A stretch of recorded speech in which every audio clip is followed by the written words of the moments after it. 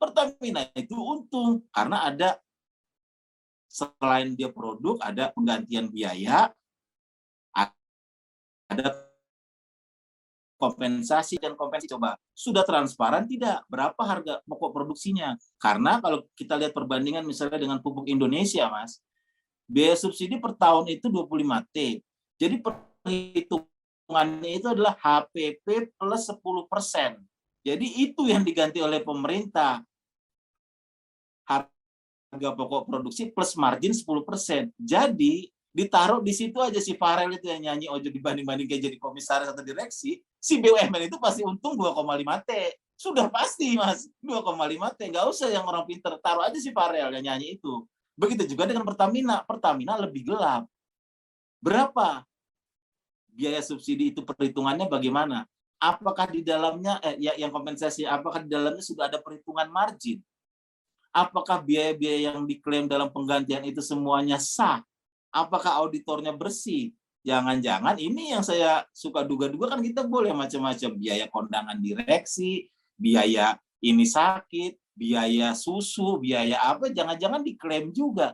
Coba cek sepanjang sejarah. Pernah ada nggak yang kita menelisik sampai ke situ? Nggak ada, Mas. Jadi untungnya Pertamina yang konsekuensinya adalah direksi dan komisaris mendapatkan bonus dan sebagainya, itulah yang harus ditelisik.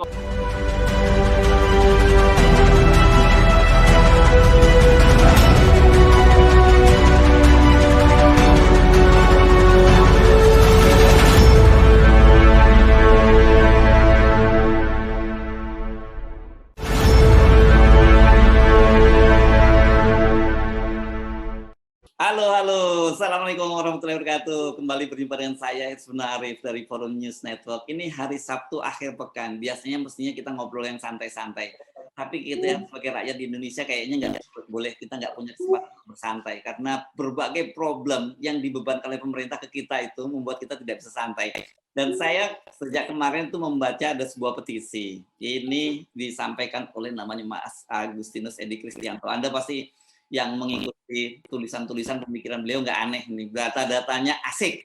Dan ini yang kaget saya, ternyata ada ini anggota Dewan Komisaris dan juga direksi Pertamina itu sedang dapat bonus. Ini saya kaget-kaget, nggak percaya gimana dalam situasi kita dicabut subsidinya kok mereka malah dapat bonus. Nah, saya akan mengajak Anda ngobrol langsung dengan Mas Agustinus Edi. Mas Agus, apa kabar? Ya, baik Mas Hersul, terima kasih. Ya. Ini benar nih data yang Anda lansir ini, karena banyak mempertanyakan, Mas itu apa nggak salah datanya itu kan dalam bentuk dolar, terus kok angkanya kalau saya itu nggak sampai segitu, itu gimana gitu Mas Agus? Pasti benar Mas, karena data itu saya ambil dari laporan keuangan Pertamina yang sudah per Desember 2021. Jadi tahun lalu. Jadi nama posnya itu disebut di situ adalah kompensasi bagi komisaris dan direksi. Gitu jumlahnya adalah itu, jadi nominalnya dalam ribuan dolar ya. Jadi kalau saya pakai kurs 14.500, total dana kompensasinya itu 466 miliar. Itu dibagi untuk komisaris dan direksi. Jumlah direksi ada 6 orang, jumlah komisaris ada 7. Sehingga kalau dibagi rata-rata per orang itu per tahunnya mendapat, kalau komisaris 35 miliar, kalau direksi mendapatkan kalau komisaris itu 33 miliar, kalau direksi 35 miliar. Sehingga kalau dibagi rata-rata per bulan, ya kan, itu adalah sekitar 2,7 sampai 3 miliaran per bulan. Kompensasi itu apa? Ya itu tidak diungkapkan selama ini, ya kan. Apakah itu berupa gaji, imbalan, bonus, tantiem, fasilitas, tunjangan, kita nggak tahu. Yang jelas ini momentum yang pas ketika masyarakat lagi susah gara-gara kenaikan harga BBM. Kita bahas dulu nih, berapa sih pendapatan pengurus perseroan BUMN ini nih? Karena ada yang bilang, itu kan hal baru katanya. Itu udah berlangsung lama, apalagi perusahaan sekelas Pertamina yang asetnya triliunan. Saya bilang malah makin parah. Kalau sudah berlangsung lama, kenapa selama ini tidak pernah diungkapkan gitu? Kan jarang tuh ada berita tentang misalnya komisaris Pertamina atau direksi dapat tantiem tahun ini sekian, nggak ada gitu. Inilah sebetulnya perbincangan baru di tengah kesulitan masyarakat tentang kenaikan harga BBM ini. Sehingga rakyat biar bisa terlibat gitu ketika kita sedang bicara tentang, kan angka ini kan nyantar sekali gitu loh. Kok lu penghasilan lu segini sementara gue susah. Nah, transparansi itu yang mau saya dorong melalui petisi ini, Mas. Call-nya memang tinggi, saya minta batalkan karena bisa jadi pusing, berarti saya nggak dapat gaji, imbalan dan sebagainya. Ya bukan begitu. Batalkan itu dalam arti, dalam petisi itu ya saya minta batalkan. Dibatalkan, kita evaluasi lagi dong. Angkanya, dasarnya, efektivitasnya, ukuran prestasinya kita uji lagi. Kenapa harus diuji sekarang? Karena kan katanya yang masuk di komisaris Pertamina ini pada orang baik gitu loh. Ahok orang baik kan komisaris utamanya. Alexander Lai juga dia dewan pengawasnya organisasi. Wah, dia yang menginisiasi buku namanya KPK berdiri untuk negeri. Ini momentum kenapa pas ada orang baik masuk, ya kan sama aja kejadiannya kayak dulu. Sebetulnya konteks petisi itu seperti itu, Mas, dalam pikiran saya. Jadi sejauh ini respon gimana publik soal petisi? Udah cukup ramai ya, Mas ya? Saya lihat dia beredar di mana-mana ya. Rame, lumayan. Terakhir sih saya sudah hampir 4.000 ya gitu. Ya. Ya terus menerus ya, diturunkan dengan angka-angka yang sedemikian besar dibandingkan dengan kesulitan yang sedang kita alami itu, memang rasa ketidakadilan itu muncul, Mas Hersu. Ya. Ini bagi Anda yang mau ikut partisipasi dalam petisi, nah ini ya, ini linknya ya saya sampaikan, ini Anda bisa cari nanti di Google, ini linknya. Anda kalau merasa sepakat dengan apa yang disampaikan oleh Mas Agustinus Edi ini, Anda ikut sign di situ, dan saya kira harus sepakat dong karena Anda juga bagian dari yang kena masalah ini. Oke, kita lanjutkan, Mas Edi. Jadi sebenarnya menurut Anda apa yang terjadi ya? Ikan tadi Anda soal transparansi soal apa, tapi menurut saya soal sensitivitas juga penting dong, Mas, dalam situasi begini. Ya, sangat. Ya. Sensitivitas, rasa empati, sense of crisis terhadap kondisi sulit masyarakat itu kan harusnya dikedepankan. Itu yang tidak terjadi gitu loh. Yang terjadi saat ini, terutama sejak polemik tentang rencana kenaikan BBM sehingga sampai diputuskan ini adalah, kalau bagi saya pribadi mencermati berita, pernyataan-pernyataan, saya lihat ada upaya dalam tanda petik menyelubungkan, ya kan, membuat bingung masyarakat tentang terutama hitung-hitungan yang terjadi gitu. Karena semakin penyelubungan itu dilakukan, semakin menyakitkan gitu loh. Masyarakat kan menyakitkan, Anda terlalu banyak ngomong pemerintah, yang jelas hidup saya sulit. Saya mau dibandingkan dengan harga BBM kita lebih murah dibanding ini, enggak. Ada persoalan dengan ukuran, Mas. Jadi pemerintah, penguasa itu mengukur sesuatu berdasarkan hal-hal yang tidak dirasakan oleh rakyatnya sendiri. Harusnya adalah ukurannya itu adalah ukuran rasa kesusahan masyarakat. Apa yang selama ini masyarakat banyak itu alami. Harusnya ukurannya itu. Karena kalau bicara angka, siapapun bisa bicara. Orang harga keekonomian aja beda. Lihat harga keekonomian versinya Menteri Keuangan dengan Menteri SDM. Beda jauh. Belum lagi dengan versi pengamat. Beda jauh.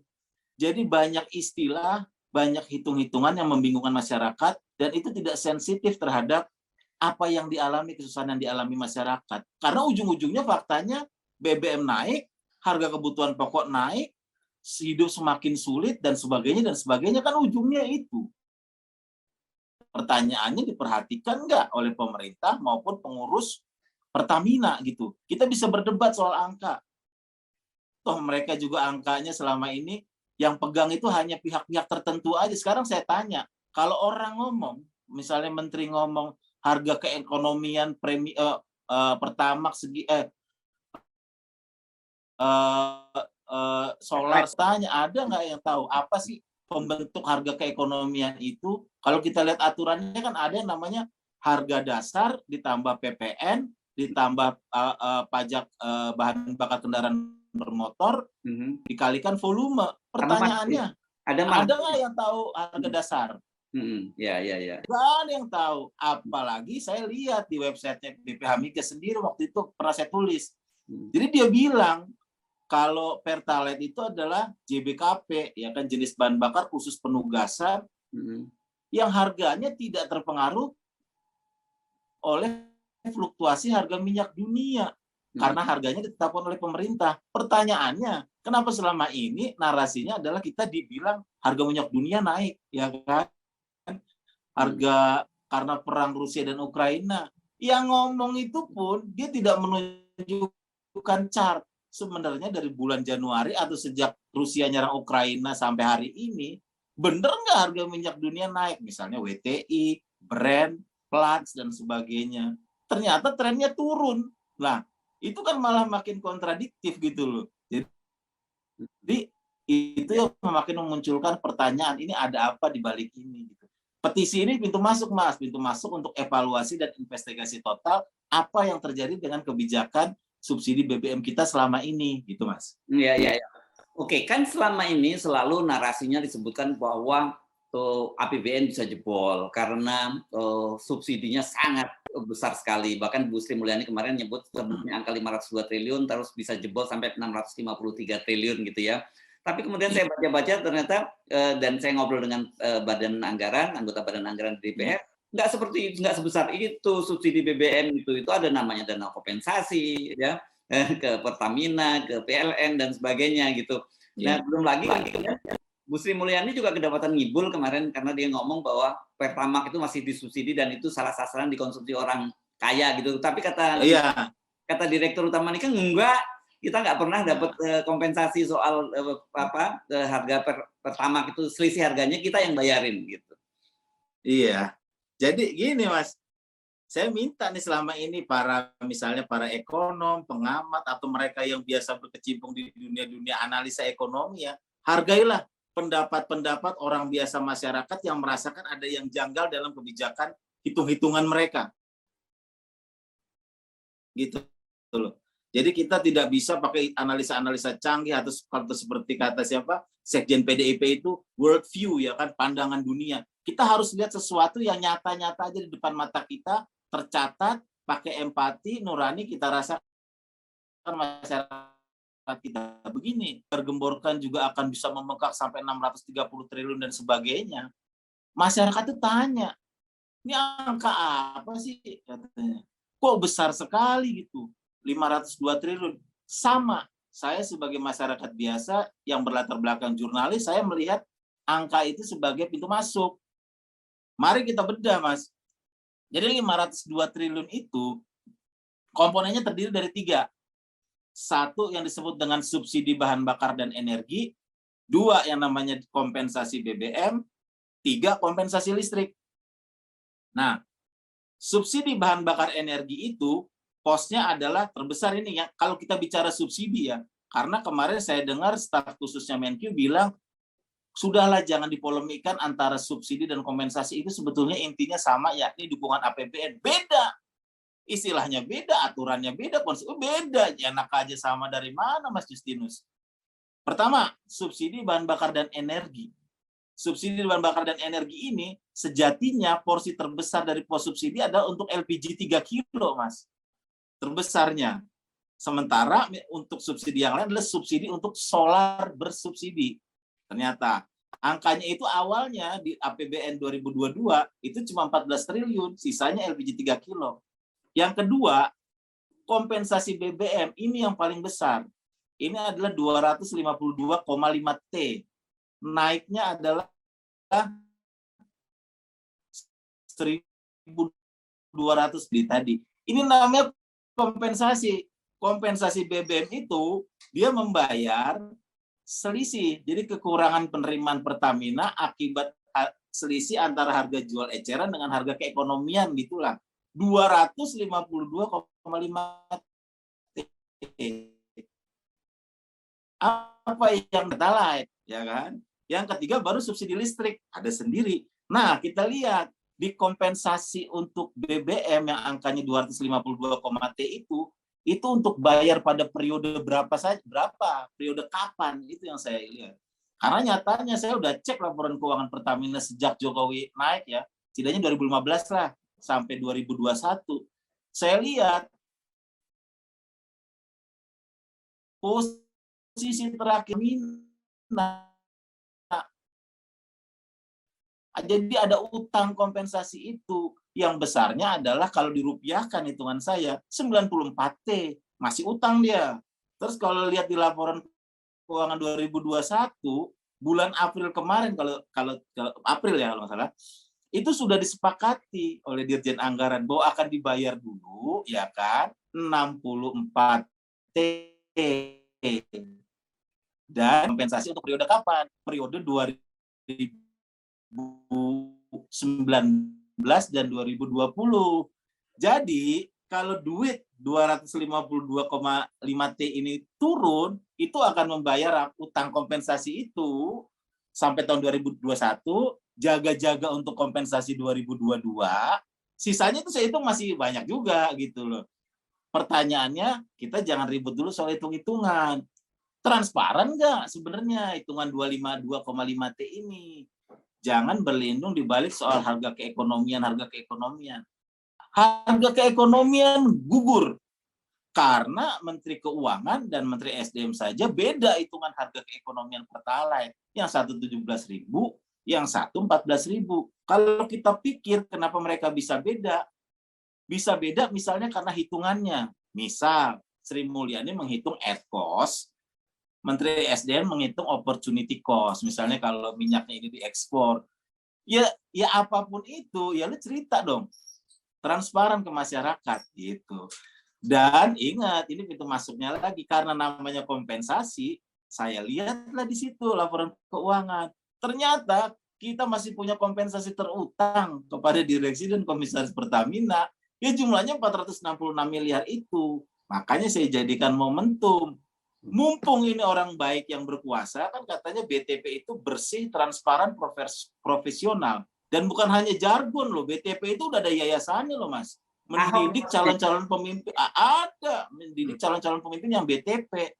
Ya udah sekarang masalahnya, kenapa diem aja BTP? Melihat kondisi kayak gini, kenapa diem aja, kan BTP, ya kan? Kan KPK berdiri untuk negeri, kata Ahmad Fikri Assegaf. Transparansi internasional, kata Alexander Ley, semuanya sedang menjabat komisaris Pertamina sekarang. Ya. Orang baik loh, harus fair dong. Masyarakat masa orang harus udah dapat nama baik, dapat uang pula, ya lo harus bertanggungjawabkan. Karena dengan pertimbangan mengacu pada nature-nya apa itu BUMN. Orang lupa, sering dibilang katanya BUMN kan juga punya fungsi mengejar keuntungan. Hanya salah satu fungsi dari maksud dan tujuan BUMN. Tapi lihat, dia ada fungsi yang keberapa saya lihat yang penting juga, ya ini membantu pengusaha golongan ekonomi lemah, koperasi, dan masyarakat miskin. Itu maksud dan tujuan BUMN. Pertanyaannya, orang baik membantu nggak? Enggak, malah makin susah.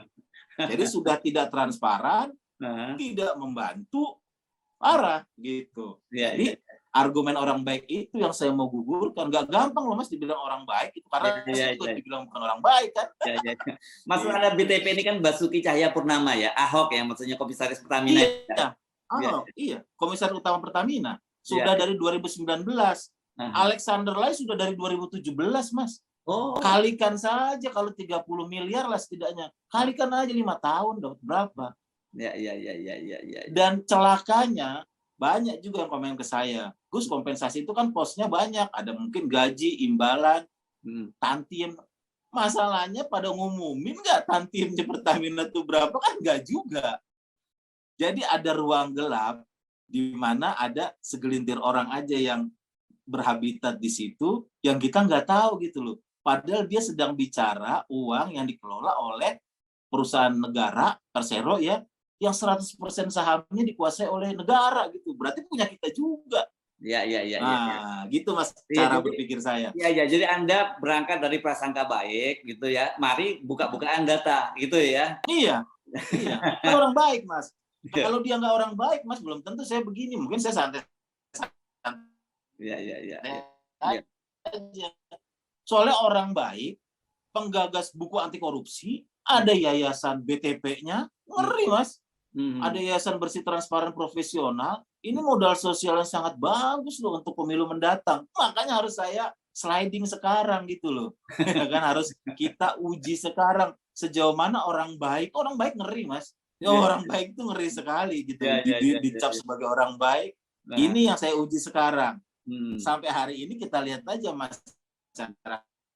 Oke, sudah ada respon belum setelah Anda antusias minimal yang saya orang tanda tangan petisi dan sebagainya. Ya. Mas Agus, sudah ada respon belum? Biasanya dari Mas Justinus Prastowo tuh, staf khusus Menq, atau dari staf khususnya siapa, Menteri BUMN yang respon-respon. Cuma sampai sekarang belum ada.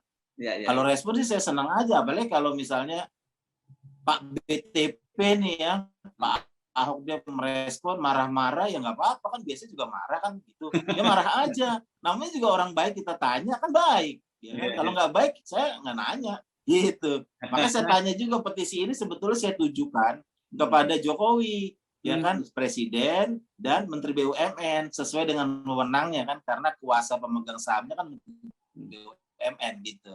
Presiden secara politik, presidennya orang baik. Oh ya, Ahok juga penerima Bung Hatta Anti Corruption Award, Mas. Sama kayak Jokowi. Itu ngeri, Mas, terima Bung Hatta Anti Corruption Award. Karena harus seperti Bung Hatta. Dalam situasi apapun, harus aktif melawan penyimpangan kekuasaan, walaupun harus menghadapi resiko apapun. Begitu, Mas, kata Bung Hatta Anti Corruption Award dalam paparannya itu. Kan saya juga pernah jadi tim investigasinya. Dalam kondisi apapun harus melawan, Mas. Penyimpangan kekuasaan, korupsi, ketidaktransparanan. Walau harus menghadapi resiko apapun. Resiko macam-macam ya, bisa di penjara, dan resiko terbesar apa? Godaan duit. Berani nggak ngelawan itu? Gitulah. Saya menagih itu kepada terutama Presiden Jokowi dan BTP lah. Tapi di luar itu semua, ada soal-soal yang kalau toh ketemu misalnya nanti, ternyata itu legal semua, ya hitung-hitungannya ada semua. Tapi di atas legal itu kan ada yang namanya moral, etika dalam situasi, ya ketika situasi rakyat sedang sensitif seperti sekarang ini. Ya, legal cuma urusan kertas, Mas. Secara formal saja bisa legal, semua pendapatan yang sah. Cuma kita harus kembali pada gini, direksi dan komisaris mendapatkan kompensasi atau kita sebut bonus atau tantiem atau apapun karena perusahaannya untung. Kalau perusahaannya tidak untung atau dalam hal ini rugi, ya dia nggak dapat itu. Satu, logikanya begitu. Kedua, saya sudah cek selama Jokowi memerintah 2015. Memang Pertamina untung, ya kan? Tidak pernah rugi tuh setiap tahun, ya kan, untung. Rata-rata misalnya 30-an T lah. Kedua tuh. Ketiga, kita harus tanya dong, harus kritis lagi. Kenapa dia bisa untung? Ini yang penting. Pertamina tidak akan bisa mendapatkan keuntungan seperti itu kalau dia bukan perusahaan negara. Dia mendapatkan keistimewaan khusus karena dia sebagai perusahaan negara yang 100% dimiliki negara. Pertanyaannya, apa keistimewaan khususnya? Dia dapat bukan hanya dari penjualan produk dia, tapi kalau kita lihat dari struktur pendapatannya ada satu, penggantian biaya subsidi. Tahun lalu $5 juta tuh dibayarkan sekitar 70 T. Ada penggantian biaya subsidi dari pemerintah.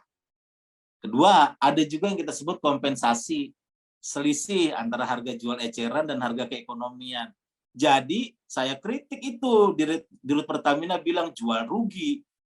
Jual rugi ujung-ujungnya untung, ya kan? Secara buku keseluruhan. Jadi jangan ngomong jual rugi untuk menarik kelihatan kalau jual Pertamax artinya kita jual rugi, ya kan?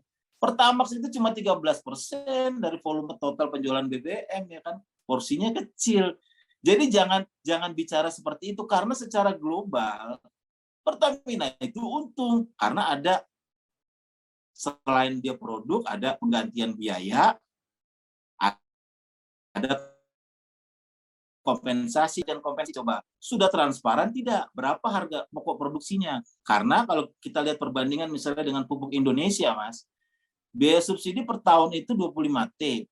Jadi perhitungannya itu adalah HPP plus 10%. Jadi itu yang diganti oleh pemerintah. Harga pokok produksi plus margin 10%. Jadi ditaruh di situ aja si Farel itu yang nyanyi ojo dibanding-banding kayak jadi komisaris atau direksi, si BUMN itu pasti untung 2,5 T. Sudah pasti Mas, 2,5 T. Nggak usah yang orang pinter, taruh aja si Farel yang nyanyi itu. Begitu juga dengan Pertamina. Pertamina lebih gelap. Berapa biaya subsidi itu, perhitungannya bagaimana? Apakah di dalamnya yang kompensasi, apakah di dalamnya sudah ada perhitungan margin? Apakah biaya-biaya yang diklaim dalam penggantian itu semuanya sah? Apakah auditornya bersih? Jangan-jangan ini yang saya suka duga-duga, kan kita boleh macam-macam, biaya kondangan direksi, biaya ini sakit, biaya susu, biaya apa, jangan-jangan diklaim juga. Coba cek sepanjang sejarah. Pernah ada nggak yang kita menelisik sampai ke situ? Nggak ada, Mas. Jadi untungnya Pertamina yang konsekuensinya adalah direksi dan komisaris mendapatkan bonus dan sebagainya. Itulah yang harus ditelisik oleh siapa ya? Bukan oleh saya. Kalau saya cuma bisa nulis-nulis Facebook aja. Ya oleh parlemen, oleh BPK, ya kan? Saatnya nih, suruh Pertamina buka gitu loh. Suruh hitung-hitungannya dibuka, biaya apa aja yang diklaim. Karena di situ ruang gelap tadi. Bisa sangat berpotensi terjadinya transaksi kekuasaan yang menjurus pada praktik korupsi. Gitu cara berpikir saya, Mas. Nah, seru-seru. Tapi gini ya, pertanyaan saya, Anda ini kan dikenal suka menelanjangi berbagai hal gitu ya. Bukan hanya Pertamina ini yang ditelanjangi kemarin soal Goto, soal apa, wah banyak sekali gitu ya. Sebenarnya orang jadi bertanya-tanya, apa sebenarnya maunya si Agustinus Edi Kristianto ini sebenarnya gitu? Kesamaan di muka hukum, Mas. Saya ini juga pengusaha gitu. Jadi saya sejak 2019 kan juga berusaha. Saya berusaha sendiri, berbisnis media, mencoba patuh pada aturan masyarakat, pemerintah, menciptakan lapangan kerja, berusaha. Saya anak orang biasa. Saya pikir dengan saya berwirausaha, berbisnis di bidang media, bidang digital, ya kan, di samping saya bisa mengubah nasib saya pribadi, saya juga menginspirasi orang-orang biasa lainnya gitu. Kenapa saya sebut orang biasa? Ya karena bapak saya satpam, ibu saya guru SD almarhum. Saya pengen menginspirasi itu dan saya lakukan itu. Selama proses itu, saya mempelajari banyak hal. Bukan hanya soal hukum, bukan hanya soal politik, tapi saya juga soal hitung-hitungan angka karena saya terbiasa membaca laporan keuangan, termasuk tentang investasi, chart dan sebagainya. Saya mempelajari itu berdasarkan pengalaman. Tapi kesini-sini ya kan, saya pikir ada perasaan ketidakadilan. Jadi pemicu saya utama adalah ketidakadilan. Kenapa Ateng bisa, kan disebut bisa tuh anak menteng katanya kan yang orang. Ateng bisa, saya nggak bisa. Kenapa dia dapat 6,4 triliun padahal bisnisnya sama-sama startup, saya enggak. Kenapa dia bisa dapat segitu, saya enggak. Kalau saya aja enggak, gimana teman-teman saya yang istilahnya kroco mumet di bawah, ini bahaya. Saya gunakan, ya kan? Saya sudah tegaskan di awal ketika sering mulai menulis ya. Mohon maaf teman-teman, saya tidak ada ambisi politik apapun. Saya tidak berbakat menjadi pejabat maupun politisi. Jadi saya hanya akan berjuang di dinding ini dengan apa yang saya punya. Ya, saya pakai apa yang saya tahu, apa yang saya pelajari untuk menelanjangi itu. Karena saya secara aturan hukum kan ada yang bilang juga, apa Agus nggak takut dilaporkan pencemaran nama baik? Oh enggak, karena saya sudah baca salah satu pertimbangan Mahkamah Agung ya, mengatakan sesuatu yang benar secara benar. Itu Anda tidak akan kena delik pencemaran nama baik. Itu yang saya pegang. Saya menceritakan sesuatu yang benar secara benar. Makanya saya tidak pakai akun anonim. Makanya saya fair dan sebagainya. Pegangan saya itu. Saya juga nggak mau jadi pahlawan dan sebagainya. Saya hanya mengungkapkan rasa ketidakadilan dan berharap semoga itu menginspirasi. Karena memang kan Kompas kemarin bilang tuh, tepat sekali Kompas bilang, katanya, Reuters, saya baca Reuters, katanya salah satu penyebabnya adalah oposisi yang lemah. Kenapa situasi begini, oposisi yang lemah dalam arti bukan hanya lemah secara politik ya, tapi lemah di konten mungkin. Kita tidak bisa menandingi kekuatan oligarkis misalnya, yang mengeluarkan angka. Padahal harusnya kalau pemerintah keluarkan angka, tantang juga dengan angka. GoTo keluarkan angka laporan keuangan, kita tantang juga dengan angka. Karena kita punya kelebihan. Kita punya kelebihan dalam analisa angka, harusnya oposisi, ada judul ya bombastis, tapi juga pada hal-hal yang spesifik, yang detail gitu loh, kita harus kalahkan mereka. Dan sejauh ini sih saya lihat GoTo akhirnya diakui atau enggak sampai dibuatkan panja, prakerja juga sampai dibuatkan perpresnya diganti. Sekarang BBM saya berharap juga ada perubahan untuk bisnis ojol, itu dilakukan investigasi secara menyeluruh. Investigasi perlindungan data, investigasi audit hukum, investigasi perhitungan investasi, orangnya, integritas dan sebagainya yang berkaitan dengan misalnya penyaluran 6,4T itu dan sebagainya, saya minta menyeluruh. Nah, saya harap apa yang saya lakukan ini bukan hanya mendapat dukungan, tapi juga makin banyak Mas yang kayak saya, orang-orang biasa yang menantang hitungan kekuasaan. Jadi kita gentle gitu loh. Anda keluarkan apa, oh prakerja begini-begini, hitungannya saya juga punya. Gini, sama seperti BBM ini. Kan itu kan legal, saya dapat kompensasi dan sebagainya. Tapi saya tahu legal itu dari mana artinya. Kan harga minyak dunia tahu, Anda ngibul. Karena menurut chart begini. Gitu maksud saya, Mas. Kalau itu kita bisa lakukan, masyarakat itu, kalau sekarang kan netizen kita kekuatannya gila, tapi baru sebatas nyinyir. Nanti ke depan, netizen sih, wah itu ngeri Mas. Dan yang untung masyarakat nanti karena kekuasaan kan diawasi ya kan, gitu. Sesederhana itu Mas pikiran saya. Nggak pernah ditawarin jadi komisaris Mas Agus? Pernah, nggak mau Mas. Saya nggak bisa bangun pagi. Oh gitu. Kenapa waktu itu Anda menulis apa kemudian ditawari jadi komisaris itu? Berada. Kata orang mau api-api gitu, nggak pernah saya ini kan gitu, nggak pernah saya ini kan. Saya sebetulnya itu dunia usaha ya, yang saya ini dunia kewirausahaan, supaya orang-orang biasa ini mendapat kesempatan yang sama dalam hal akses terhadap permodalan, akses terhadap market, akses terhadap perintah gitu yang sama. Tapi kenapa membantu pengusaha golongan ekonomi konglomerat? Kan ini nggak beres. Padahal amanat undang-undangnya harus dibantu itu koperasi, pengusaha golongan ekonomi lemah. Itu aja yang saya gugat. Kenapa negara ini nggak adil? Saya pikir ya, karena saya termasuk orang yang nggak percaya ya, kalau Anda masuk, Anda bisa melakukan perubahan dari dalam. Itu enggak, Mas. Itu sama aja kita percaya bahwa antara cowok dan cewek sahabatan. Saya nggak percaya. Buktinya Teten Mas Duki nggak bisa apa-apa. Buktinya Ahok posisi sulit di dalam. Alexander Lai kurang apalagi dulu anti korupsinya.